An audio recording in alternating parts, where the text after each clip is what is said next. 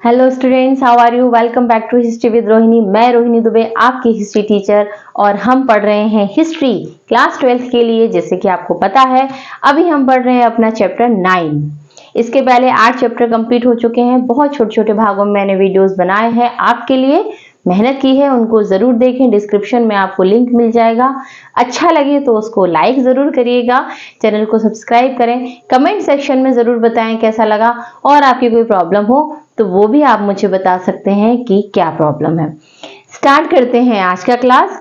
Chapter 9 उपनिवेशवाद और देहात। मैंने इसमें समझाया आपको अंग्रेजों का शासन गांवों तक कैसे फैला, इस बारे में इस वाले चैप्टर में आपको बताया गया है। यहाँ का केंद्र बिंदु है, एक छोटा सा रिवीजन ले लेते हैं ताकि हम आज का क्लास अच्छे से समझ पाए। केंद्र बिंदु है राजमहल की पहाड़ियां, और इस राजमहल की पहाड़ियों के लिए एक लव ट्रायंगल है। क्या है कि एक तरफ तो है पहाड़िया लोग, जिनके बारे में हम लास्ट क्लास में पढ़ चुके हैं, और दूसरी तरफ है संथाल, जिनके बारे में हम आज पढ़ेंगे। राजमहल की पहाड़ियों में कहानी क्या है कि राजमहल की पहाड़ियों में पहाड़िया लोग रहते थे। ये पहाड़ों में रहते थे, इसलिए इन्हें पहाड़िया लोग कहा जाता था। ये यहाँ पर करते थे झूम खेती, जंगल में रहते थे, जंगल की चीजों की का यूज करते थे, झूम खेती करते थे और मजे में रहते थे। अंग्रेजों की नजर जब यहाँ पर पड़ी राजमहल की पहाड़ियों पर, उन्होंने देखा कि जंगल का क्षेत्र ऐसे वेस्ट पड़ा है, यहाँ पर तो कोई व्यापारिक फसल ही नहीं उग रही है जिससे कि हमें राजस्व, हमें कर मिल सके। तो उन्होंने इन लोगों से बात की, लेकिन इन्होंने यहाँ पर खेती करने से, स्थायी खेती करने से मना कर दिया। फिर आए बंगाल में संथाल। ये कौन थे? एक जनजाति थी, और ये खाना बदोश थे, यहां से वहां भटकते भटकते रहते थे। तो ये लेकिन स्थायी कृषि करते थे।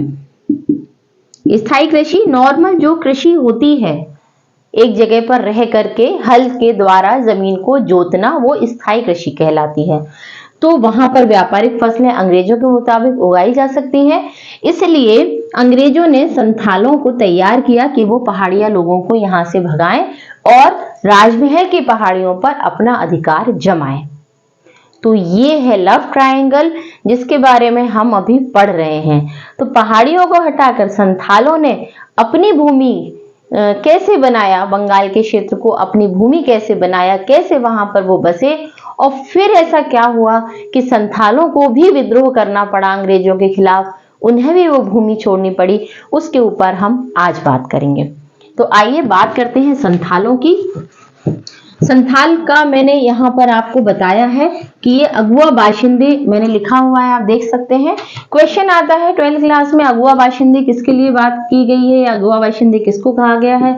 तो आंसर है संथाल। और अगुआ बाशिंदे का मतलब है आगे बढ़कर काम करना। अंग्रेजों के लिए इन लोगों ने काम किया, इसलिए इनको अगुआ बाशिंदे कहा जाता है। तो संथालों की स्टोरी को पहले शुरू करते हैं, उनका इतिहास पहले समझ लेते हैं। सबसे पहले 1780 के दशक में संथालों ने बंगाल में प्रवेश किया। मजदूर बनकर ये यहाँ पर आए, और यहाँ के जमींदारों ने अपने खेतों में इनको काम करवाया, वहां पर ये खेती करते थे। फिर आया 1810 का सन। 1810 में बुकानन, जिसके बारे में हम पहले पढ़ चुके हैं, इसके बारे में मैं आपको लिखवा चुकी हूँ। बुकानन कौन था? तो बुकानन जो कि एक चिकित्सक था, और ये घूमता फिरता था। तो ये गया कहाँ? राजमहल की पहाड़ियों में गया, और उसने देखा कि ये राजमहल की पहाड़ियों में एक छोटे से एरिया था, गुंजरिया पहाड़। ये क्योंकि क्वेश्चन आता है तो इसको आपको अलग से लिखना पड़ेगा कि बुकानन कहाँ गया?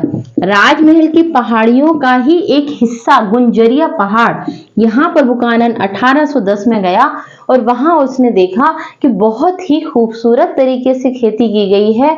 2 फसलें उसने देखी। उसने अपने विवरण में बोला कि तंबाकू और सरसों की जैसी फसलें उसने गुंजरिया पहाड़ में देखी, आज तक उसने ऐसी फसलें, इतनी अच्छी फसल कहीं नहीं देखी। आपके लिए यहाँ पर क्वेश्चन है कि संथाल बंगाल में किस दशक में आए? तो आपका आंसर होगा 1780 के दशक में आए। उसके बाद अगला क्वेश्चन यहाँ आपका बनता है, बुकानन गुंजरिया पहाड़ में कब गया? आंसर है 1810। वहां उसने कौन सी फसलों की बात की? आंसर है तंबाकू और सरसों। राइट। अब इसके बाद आगे की कहानी क्या हुई कि 1810 में जब ये गया तो इसने देखा कि तंबाकू सरसों बहुत बढ़िया, यानी कि ये जो उसको पता चला कि ये सब खेती किसने की है, इस क्षेत्र को इतना खूबसूरत किसने बनाया है, तो पता चला कि इस क्षेत्र को इतना खूबसूरत बनाया है संथालों ने। तब ये बात कंपनी तक पहुंची कि संथाल बहुत अच्छी खेती करते हैं, और फिर अंग्रेजों ने संथालों से बात की कि वो राजमहल की पहाड़ियों में आगे बढ़े, पहाड़िया लोगों को वहां से हटा दें और वहां पर स्थायी कृषि करें। और संथाल इसके लिए तैयार हो गए। क्यों नहीं होंगे भला, क्योंकि वो तो खाना बदोशों का जीवन जीते थे, यहाँ वहां घूमते रहते थे। अब उन्हें एक अपना घर मिल रहा था, एक स्थायी जमीन मिल रही थी, तो वो इसके लिए तुरंत रेडी हो गए और स्थायी कृषि करने के लिए भी तैयार हो गए। और फिर उन्होंने राजमहल की पहाड़ियों में घुसना शुरू किया। फिर यहाँ पर आपके लिए क्वेश्चन आता है कि 1832 में राजमहल की पहाड़ियों का एक बहुत बड़ा क्षेत्र संथालों के नाम से चिन्हित कर दिया गया। 1832 में क्या लिखेंगे हम यहाँ पर, संथालों की भूमि, संथालों की भूमि बना दी गई। राजमहल की पहाड़ियों की बात हो रही है यहाँ पर हर जगह। तो 1832 में संथालों को भूमि दे दी गई, उनकी जमीन दे दी गई, और जिसका नाम क्या रखा गया, ये क्वेश्चन बहुत आता है, जिसका नाम दामिन ई कोह। बहुत ज्यादा ये क्वेश्चन आपसे पूछा जाता है।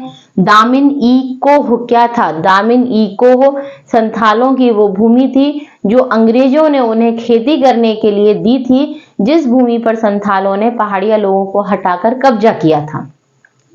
फिर यहाँ पर संथालों ने स्थायी कृषि शुरू कर दी और बहुत अच्छी खेती होने लगी। अंग्रेजों के मुताबिक वहां पर व्यापारिक फसलें उगाई जाने लगी, और फिर धीरे धीरे अंग्रेजों का जो राजस्व था वो बढ़ने लगा और उनके पास अच्छा धन आने लगा। शर्तें क्या थी संथालों की यहाँ पर बसने की? शर्तें क्या थी? एक तो उन्हें इस दामिन ई कोह में परमानेंटली रहना था। पहली शर्त ये थी कि वो यहाँ पर स्थायी निवास करेंगे। दूसरी शर्त यहाँ पर ये रखी गई कि वो हल के द्वारा, हल से स्थायी खेती करेंगे। जैसे पहाड़िया लोग झूम खेती करते थे, झूम खेती जो थी वो घूम घूम कर होती है और उसमें जंगल भी खराब होता है और व्यापारिक फसलें भी नहीं होती, क्योंकि पहाड़िया लोग तो सिर्फ उतना ही उगाते थे जो उन्हें खाना रहता था। यहाँ पर वो फसलें उगाई जा रही थी जिनकी सप्लाई की जा सके, जिससे राजस्व आए, जिसकी बिक्री हो सके। तो स्थायी रूप से निवास करना, हल से स्थायी खेती करना, साथ में एक बड़ी शर्त ये रखी गई, यहाँ पर इंपॉर्टेंट है आपके लिए कि बड़ी शर्त क्या रखी गई कि जमीन का 10वां हिस्सा पहले 10 वर्षों में जोत दिया जाए। ये इन्होंने यहाँ पर शर्त रखी कि जमीन का कम से कम 10वां हिस्सा पहले 10 वर्षों में जोत के वहां पर खेती स्टार्ट इनको करनी थी संथालों को। इसके लिए संथालों के पास ये शर्त रखी गई कि आपको अगर यहाँ रहना है तो आपको ये वाली शर्तें माननी पड़ेंगी। और फिर संथालों की निकल पड़ी और उन्होंने बढ़िया अपने यहाँ पर काम किया, और उन्होंने यहाँ कुछ ही समय में उनकी जनसंख्या में बहुत ज्यादा वृद्धि हुई। बहुत सारे लोग उनके ही उनकी जो जाति है उसके लोग यहाँ पर आ गए, लोगों ने परमानेंट यहाँ रहना शुरू कर दिया और उनकी जनसंख्या में वृद्धि हुई। लेकिन ये खुशी के पल जो थे बहुत लंबे समय तक के लिए नहीं थे। 1850 के दशक में संथालों को यहाँ पर कुछ समस्याओं का सामना करना पड़ा। क्या समस्याएं थी वो देख लेते हैं।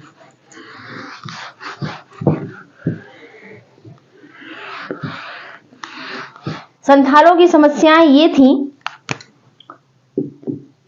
कि अंग्रेजों ने तो उनको भूमि दे दी, लेकिन फिर उसके बाद जो राज्य सरकारें थी, राज्य सरकारों ने यहाँ पर कर लगाने शुरू कर दिए। तो पहली समस्या यहाँ संथालों की ये थी कि राज्य सरकारों द्वारा ज्यादा कर।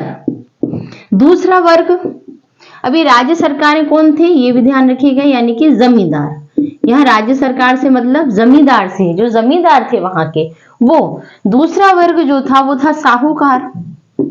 ये अंग्रेज और संथालों के बीच के लोग हैं। तो दूसरा वर्ग साहूकार था, वो ऊंची ब्याज दर पर कर देता था। एक ये समस्या थी। अब यहां पर कर जब ज्यादा लगने लगा तो यहां कर नहीं है, ऊंची ब्याज दर पर कर्ज देता था। ठीक है, यहाँ जमींदारों ने कर लगाना शुरू कर दिया उनके आसपास की भूमि पर।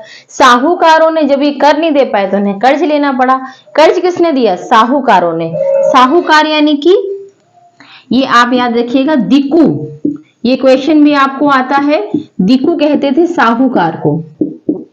साहूकार, दिकू, साहूकार लोगों को दिकू यहाँ पर कहा जाता था। ये क्वेश्चन आपसे 1 नंबर में पूछा जाता है। तो जो दिकू लोग थे वो जब कर्ज देते थे तो बहुत ज्यादा ब्याज पर देते थे, और जब कर्ज नहीं चुकाया जाता था तो साहूकार उस जमीन के ऊपर कब्जा कर लेते थे। तो यहाँ समस्याएं बीच में थी। अंग्रेजों ने उनको स्थायी कृषि के लिए नामित किया, लेकिन इनमें बीच में ये लोग भी इनको संथालों को परेशान करते थे। थोड़े ही समय के बाद संथालों को ये बात समझ में आ गई कि अगर उन्हें अपनी खुद की दुनिया, खुद की जमीन चाहिए है तो फिर उन्हें जमींदार, साहूकार और औपनिवेशिक शासन यानी कि ईस्ट इंडिया कंपनी, अंग्रेज, इन लोगों से एक साथ लड़ना पड़ेगा।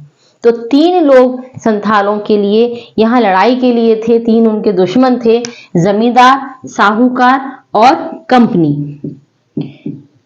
इन समस्याओं के फलस्वरूप क्या हुआ? इन समस्याओं के फलस्वरूप हुआ संथाल विद्रोह। बहुत ज्यादा आता है पेपर में, बहुत ज्यादा पूछा जाता है। तो संथाल विद्रोह कब हुआ?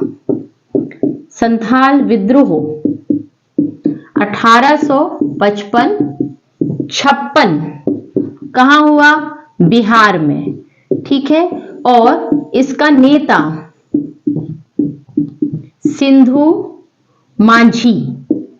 आपसे पूछा जाता है बहुत ज्यादा पेपर में, इसका नेता कौन था? सिंधु माझी इसका नेता था। कंपनी के खिलाफ, कंपनी के शासन के खिलाफ, जमींदारों के खिलाफ, साहूकारों के खिलाफ संथालों ने 1855-56 में बहुत बड़ा एक विद्रोह किया, जिसका नेता सिंधु माझी था। और फिर काफी लंबे 1-2 साल ये विद्रोह 58 तक लगभग चला, और विद्रोह के बाद फिर फाइनली इनके लिए एक संथाल परगना का निर्माण किया गया।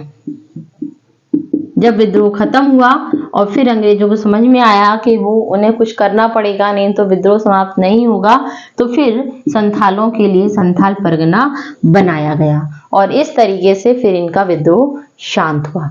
तो ये थी संथालों की कहानी, पहाड़िया लोगों की कहानी। जैसे कि मैंने आपको स्टार्टिंग में बोला कि राजमहल की पहाड़ियों के लिए लव ट्रायंगल था, बल्कि ट्रायंगल नहीं कहेंगे हम तो 4 एंगल कहेंगे, कि अंग्रेज भी उसको चाह रहे थे, संथाल भी चाह रहे थे, पहाड़िया भी चाह रहे थे।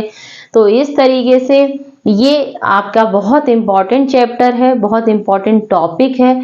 इसको आप लोग बहुत अच्छे से तैयार करें, अच्छे से वीडियो को देखें, जो चीजें नोट करने की हैं उन्हें नोट करें। कोई भी प्रॉब्लम हो तो आप पूछ सकते हैं, कमेंट सेक्शन में बता सकते हैं। मैप के ऊपर भी मैंने वीडियोस बनाए हैं और भी बनाऊंगी, उनको भी आप देखें। कहीं दिक्कत आए तो मुझसे जरूर पूछें।